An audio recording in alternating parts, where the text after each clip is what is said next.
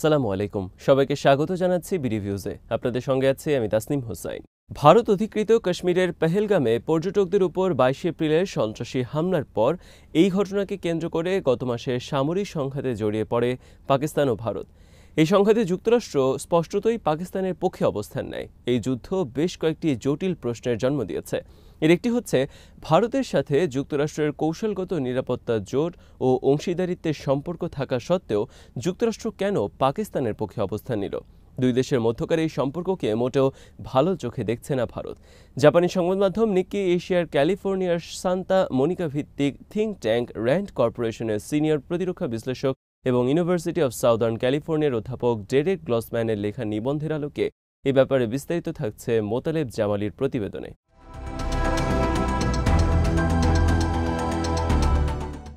Asia Pacific অঞ্চলে চীনের ক্রমবর্ধমান প্রভাব মোকাবেলায় ভারতের সাথে শক্তিশালী কৌশলগত অংশীদারিত্ব গড়ে তুলেছে যুক্তরাষ্ট্র।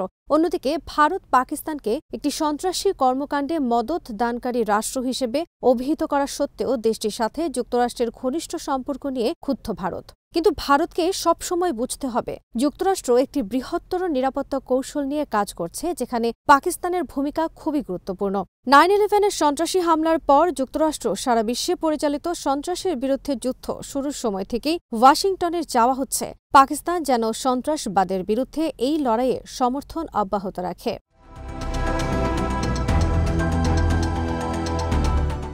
ভারত অবশ্য অনেক আগে থেকেই অভিযোগ করে আসছে পাকিস্তান তার ভূখণ্ডে থাকা বিভিন্ন সংগঠন, বিশেষ করে লস্কর-ই-তাইয়েবা ও জৈশ-ই-মোহাম্মদকে সন্ত্রাসী কার্যক্রম পরিচালনায় ব্যবহার করে থাকে। কিন্তু বাস্তবতা হচ্ছে পাকিস্তান নিজ ভূখণ্ডেই বিভিন্ন সময়ে সন্ত্রাসী হামলার শিকার হয়েছে, যা মোকাবেলায় যুক্তরাষ্ট্রের সাথে মিলে লড়াই করছে দেশটি। সন্ত্রাসী গোষ্ঠীগুলোকে নির্মূল করতে যৌথভাবে কাজ করছে দুই দেশ।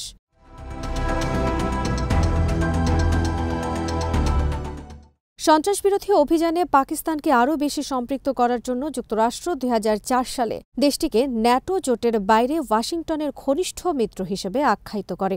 যুক্তরাষ্ট্রের এই দৃষ্টিভঙ্গির ভালো কিছু সুফলও পাওয়া যায়। 2011 সালের মে মাসে পাকিস্তানের অ্যাবোটাবাদের একটি বাড়িতে অভিযান চালিয়ে 9/11 হামলার মাস্টারমাইন্ড হিসেবে পরিচিত আল কায়দা নেতা ওসামা বিন লাদেনকে হত্যা করে যুক্তরাষ্ট্র। তখন থেকেই পাকিস্তান বলে আসছে যে তার ভূখণ্ডে ওসামা বিন লাদেনের উপস্থিতি সম্পর্কে তারা কিছুই জানত না।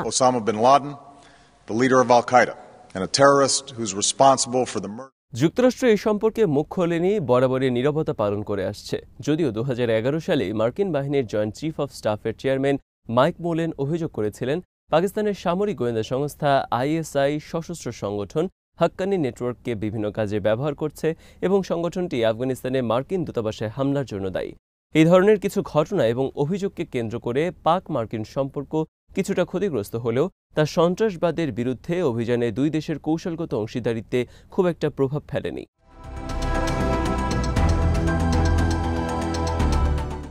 আফগানিস্তান ভিত্তিক সশস্ত্র সংগঠন ইসলামিক স্টেট খোরাসন প্রভিন্স এর নেতা মোহাম্মদ শরীফুল্লাহকে এই বছরের প্রথম দিকে পাকিস্তানের নিরাপত্তা বাহিনী গ্রেফতার করার পর মার্কিন প্রেসিডেন্ট ডোনাল্ড ট্রাম্প পাকিস্তানকে ধন্যবাদ জানান।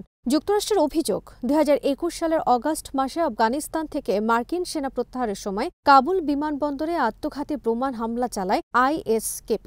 এই হামলায় 13 মার্কিন সেনা ও অনেক বেসামরিক আফগান নিহত হন।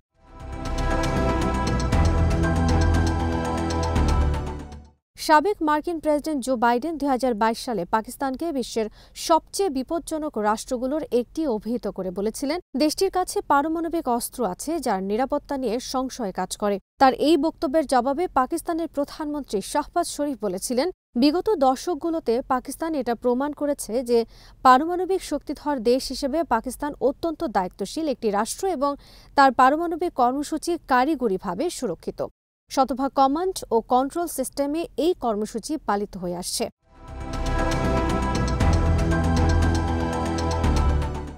ক্ষমতা ছাড়ার আগে বাইডেন মার্কিন গোয়েন্দা তথ্যের বরাত দিয়ে এই অভিযোগও করেন যে পাকিস্তান গোপনে দূরপাল্লার আন্তঃমহাদেশীয় ক্ষেপণাস্ত্র তৈরি করছে, যাতে পরমাণু অস্ত্র ব্যবহার করা যাবে এবং এটি যুক্তরাষ্ট্রে আঘাত হানতে সক্ষম হবে। কিন্তু বাইডেনের এই ধরনের অভিযোগ সত্ত্বেও বর্তমান প্রেসিডেন্ট ট্রাম্প পাকিস্তানের সাথে ঘনিষ্ঠ সম্পর্ক বজায় রেখেছেন এবং যুক্তরাষ্ট্রের অন্যতম ঘনিষ্ঠ মিত্র দেশ হিসেবে অভিহিত করেছেন পাকিস্তানকে।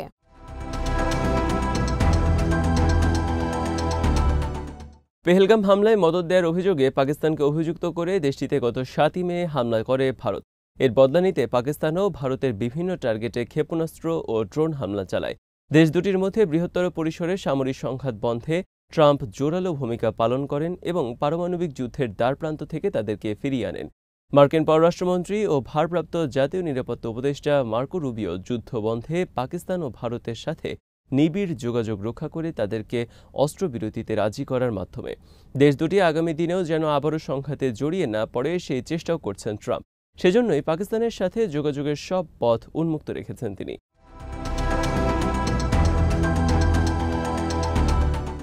পাকিস্তান ও ভারতের মধ্যে সাম্প্রতিক এই সংঘাত বন্ধে যুক্তরাষ্ট্রের পাশাপাশি গুরুত্বপূর্ণ ভূমিকা পালন করছে চীনও। দেশটির ঊর্ধ্বতন কর্মকর্তারা পাকিস্তান ও ভারতের সাথে বারবার কথা বলে তাদেরকে যুদ্ধের পথ থেকে সরে আসার পরামর্শ দিয়েছে। তবে যুক্তরাষ্ট্রের মতো চীনের প্রচেষ্টা ততটা ফলপ্রসূ হয়নি। এর কারণ পাকিস্তানের সাথে চীনের দীর্ঘদিনের ঘনিষ্ঠতা। ভারতের বিরুদ্ধে পাকিস্তানের সবসময় বন্ধু হচ্ছে চীন।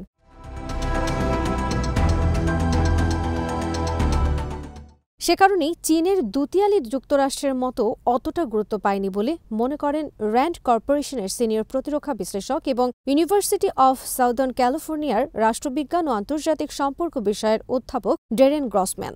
একসময় তিনি মার্কিন প্রতিরক্ষা দফতর পেন্টাগনের গোয়েন্দা উপদেষ্টা হিসেবেও দায়িত্ব পালন করেছেন।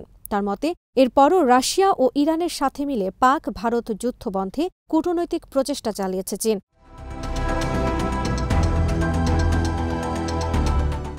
অধ্যাপক ডেরেক গ্রসম্যান মনে করেন পাকিস্তান ও যুক্তরাষ্ট্রের মধ্যে ঘনিষ্ঠ কৌশলগত সম্পর্ক গড়ে উঠেছে স্নায়ুযুদ্ধের সময় থেকে।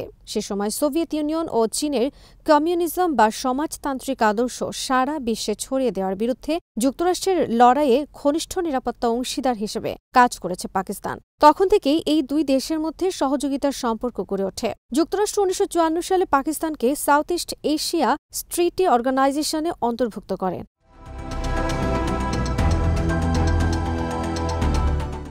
1955 সালে পাকিস্তান মধ্যপ্রাচ্যের দেশগুলোর সাথে সেন্ট্রাল ট্রিটি অর্গানাইজেশন এর প্রতিষ্ঠাতা সদস্য হয়, যেটি বাগদাদ চুক্তি নামে পরিচিত। এসব সংগঠন বিলুপ্ত হয়ে যাওয়ার পরও যুক্তরাষ্ট্রের সাথে পাকিস্তানের ঘনিষ্ঠ সম্পর্ক অব্যাহত থাকে। পাকিস্তানের সামরিক সক্ষমতা বাড়ানোর জন্য 1980-র দশকে প্রেসিডেন্ট রোনাল্ড রিগানের সরকার ইসলামাবাদের কাছে F-16 যুদ্ধবিমান বিক্রির চুক্তি করে।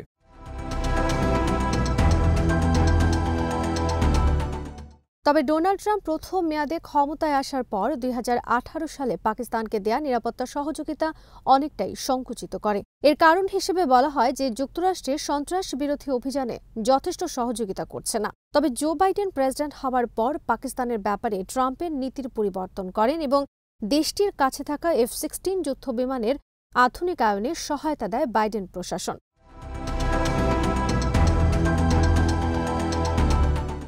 দীর্ঘদিন ধরে একটি ভুল ধারণা প্রচলিত আছে যে পাকিস্তানের ওপর চীনের প্রভাব খর্ব করতেই দেশটিকে সহায়তা করে থাকে যুক্তরাষ্ট্র, কিন্তু এই ধারণা মোটেও সঠিক নয়। পাকিস্তান ও চীনের মধ্যে ঘনিষ্ঠ সম্পর্ক 1960-এর দশক থেকে শুরু হয় এবং সাম্প্রতিক বছরগুলোতে তা আরও শক্তিশালী হয়েছে।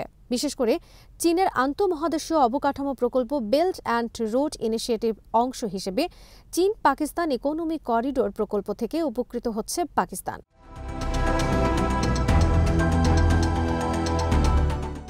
পাকিস্তানের ওপর চীনের প্রভাব যেমন আছে, অন্যদিকে পাকিস্তানের চিরবৈরী প্রতিবেশী ভারতের সাথে যুক্তরাষ্ট্রের কৌশলগত অংশীদারিত্বের সম্পর্ক নিয়েও পাকিস্তানের ক্ষোভ আছে।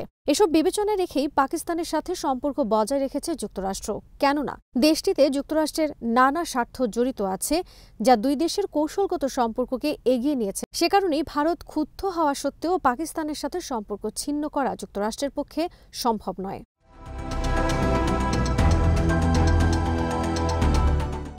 আজ এখানেই শেষ করছি। সবাই ভালো থাকুন, সুস্থ থাকুন আর দেখতে থাকুন বিডি ভিউজ। চ্যানেলটি ভালো লাগলে সাবস্ক্রাইব করুন, সংযুক্ত থাকুন আমাদের ফেসবুক পেজে। আল্লাহ হাফেজ।